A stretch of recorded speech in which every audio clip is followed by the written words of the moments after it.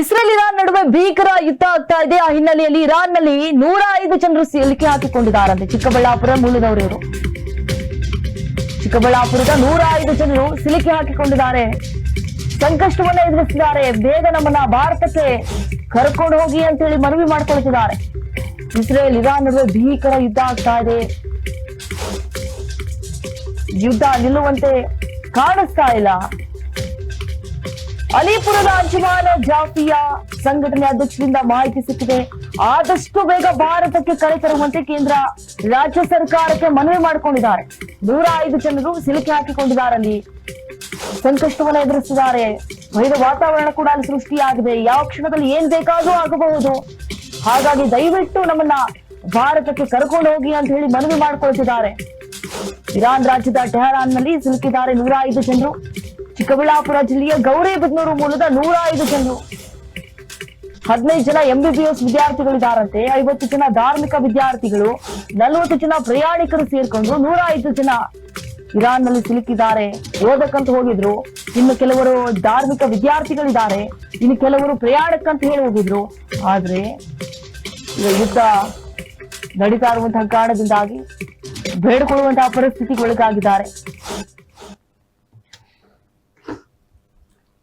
Iran ನಲ್ಲಿ ಸಿಲುಕಿರುವಂತಹ 105 ಜನ ಇವರು ಮೂಲತಃ ಅಲಿಪುರ ಗ್ರಾಮಸ್ಥರು ಅಂತ ಹೇಳಿ ಗುರುತಿಸಲಾಗಿದೆ. ಗೌರಿಬಿದನೂರು ತಾಲೂಕಿನ ಅಲಿಪುರ ಗ್ರಾಮದ ನಿವಾಸಿಗಳು. ರಕ್ಷಣೆ ಮಾಡುವಂತೆ ಪ್ರಧಾನಿ ಮೋದಿಗೆ ಮತ್ತು ಸಿಎಂಗೆ ಪೋಷಕರು ಮನವಿ ಮಾಡಿಕೊಂಡಿದ್ದಾರೆ. MBBS ಓದಕ್ಕಂತ ಹೇಳಿ ವಿದ್ಯಾರ್ಥಿಗಳು ಹೋಗಿದ್ರು. ಆದ್ರೆ ಈ ರೀತಿಯಾದಂತಹ ಯುದ್ಧ ಉಲ್ಬಣಗೊಂಡಿದೆ. ಉದ್ವಿಗ್ನತೆ ಕಾಡಿಸ್ತಾ ಇದೆ. ಅಲ್ಲಿ ಯಾವುದೇ ಕ್ಷಣದಲ್ಲಿ ಏನಾದ್ರೂ ಅನಾಹುತಗಳು ಸೃಷ್ಟಿಯಾಗಬಹುದು. ಈಗಾಗಲೇ ರಾಯಭಾರ ಕಚೇರಿಯಿಂದ ಒಂದು ಸಲಹೆ ಹೋಗಿದ್ದು, ಯಾವುದೇ ಕಾರಣಕ್ಕೂ ಮನೆಯಿಂದ ಹೊರಗಡೆ ಬರಬೇಡಿ ಅನ್ನುವಂಥದ್ದು. ದಯವಿಟ್ಟು ನಮ್ಮನ್ನ ಭಾರತಕ್ಕೆ ಕರ್ಕೊಂಡು ಹೋಗಿ ಅಂತ ಹೇಳಿ ಅಲ್ಲಿರುವಂತಹ ಜನರು ಬೇಡಿಕೊಳ್ತಿದ್ದಾರೆ.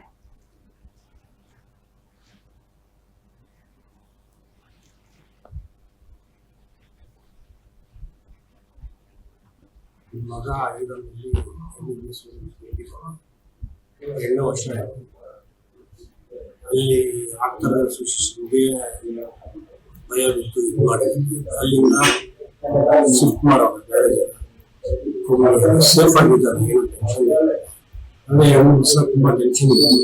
ಇವಾಗ ಏನು ಟೆನ್ಷನ್ ಇಲ್ಲ, ಚೆನ್ನಾಗಿದೆ. ಮತ್ತೆ ಏನಂದರೆ ನನಗೆ ಕರ್ನಾಟಕ ಸರ್ಕಾರಕ್ಕೆ ಕೆಲಸ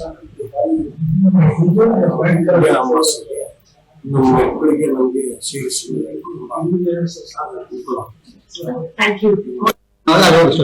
ಎರಡು ವರ್ಷ ಏನ್ ಮಾಡ್ತಾ ಇದ್ರಲ್ಲಿ MBBS ಈಗ ಯಾವ ಲಾಸ್ಟ್ ಟೈಮ್ ಕಾಲ್ ಮಾಡಿದ್ರು? ಗಣಿತ ಮಾಡಿದ್ವಿ. ಏನ್ ಹೇಳಿದ್ರು? ಏನು ನಾವು ಸೇಫ್ ಆಗಿದ್ದೀವಿ. ಸ್ವಲ್ಪ ನಮಗೆ ಆಗ್ತದೆ ಸ್ವಲ್ಪ ಅಕ್ಕಪಕ್ಕ ಎಲ್ಲ ಸ್ಟೂಡೆಂಟ್ಗೆ ಎಲ್ಲ ಸೇಫ್ ಆಗಿರ್ತಾರೆ. ಟೆನ್ಷನ್ ಏನಿದೆ. ಬಟ್ ಏನಂದ್ರೆ ಇದು ಆಗ್ತದಕ್ಕೆ ನಮ್ಗೆ ತುಂಬಾ ಭಯ ಆಗ್ತಾ ಇದೆ.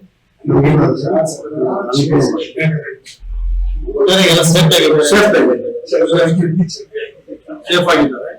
ಅಲ್ಲಿ ಲಾಡ್ಜಲ್ಲಿ ಇಟ್ಟಿದ್ದಾರೆ. ತುಂಬಾ ಏನು ಟೆನ್ಷನ್ ಇಲ್ಲ.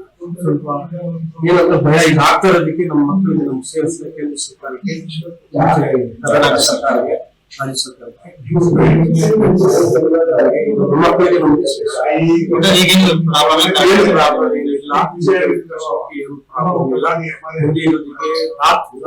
ನೈಟ್ ಆದ್ರೆ ತುಂಬಾ ಭಯ ಆಗ್ತಾ ಇದೆ. ನೈಟಲ್ಲಿ ಮಲಗಿರ್ತಾರೆ ತುಂಬಾ ಟೆನ್ಷನ್. ನಮ್ಮ ಮಕ್ಕಳಿಗೆ ನಮಗೆ ಮಗ